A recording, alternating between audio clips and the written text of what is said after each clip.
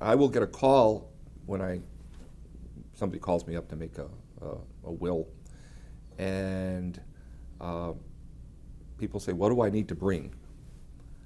I say, "Bring yourself." There are places that have attorneys and very reputable attorneys that have people prepare questionnaires and assets lists and things like that. I don't. My plan is just to talk to people. So I like to kind of have the two people sit in front of me, or the person sit in front of me, and we just talk about what they want, talk about their family, talk about their assets, and then we put a plan together. Sometimes I have to draw it out. Sometimes it's not clear what people want.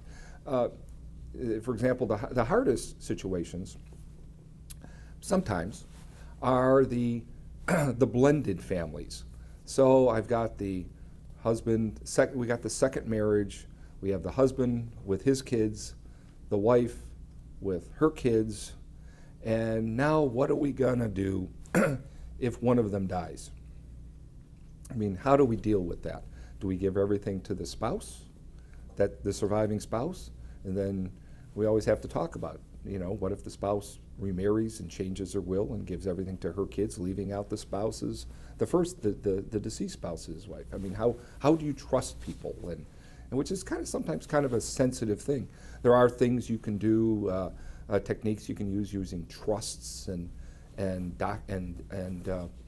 entities like that to make sure that your assets, or at least some of your assets, go to your children from your spouse. But it gets a little complicated. It depends on the nature of your assets and how complicated you want to be.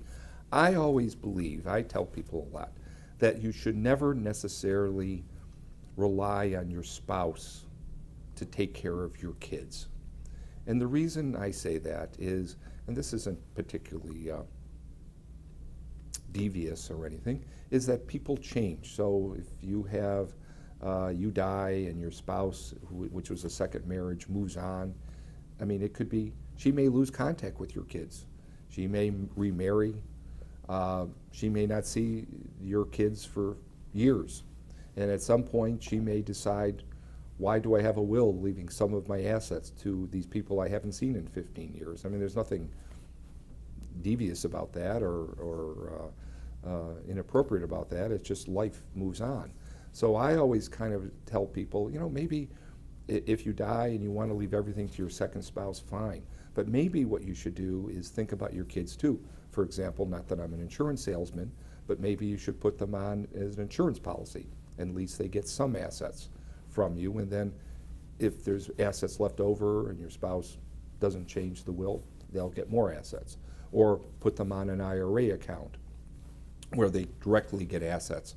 And so I always it's always a very sensitive topic. I have had situations where